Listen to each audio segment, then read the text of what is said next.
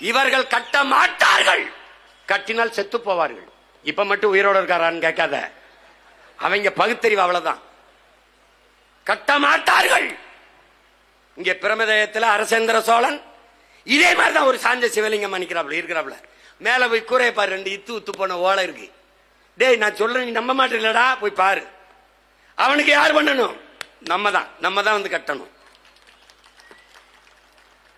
அப்ப என்ன பண்ணுவா இவன்? திட்டமிட்டு மறைப்பான். மோடி வந்து அரசேந்திரனுக்கும் அருண்மொழி சோழன் நமது பாட்டனுக்கும் சிலை வைப்பேன்னு சொல்றதுக்கு கைதட்டுறான். நீ என்ன பண்ணுவ?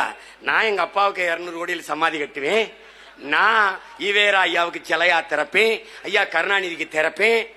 டேய் இதாண்டா திராவிடன். இத்தனை ஆண்டுகள் நம் பாட்டனுக்கு ஒரு சிலை எடுக்காதவர்கள் தெருவுக்கு தெரு அவர்கள் அடையாளங்களை நிறுவினார்கள், திராவிட அடையாளங்கள். இப்ப புரியுதுன்னு நினைக்கிறேன் உனக்கு. நம்மளை ஏண்டா எல்லாரும் எதுக்குறான்? நீ ஒரு தடவை கேட்டு போற, நம்மளை ஏண்டா எதுக்குறான்? தினம் திட்டிக்கிட்டு இருக்கான. ஏண்டா என்ன நாட்டை 10 ஆண்டு 5 ஆண்டு ஆண்டு நம்ம கணக்கில்லாத ஊழல் லஞ்சத்துல ஊறி திளைச்சு மலைய மணல் அள்ளி வித்து கொலை செஞ்சு கொள்ளையடிச்சு சாராயங்காய்ச்சி வித்து ஏதாவது பண்ணமா? இல்ல. அப்ப ஏன் எதிர்க்கிறான்?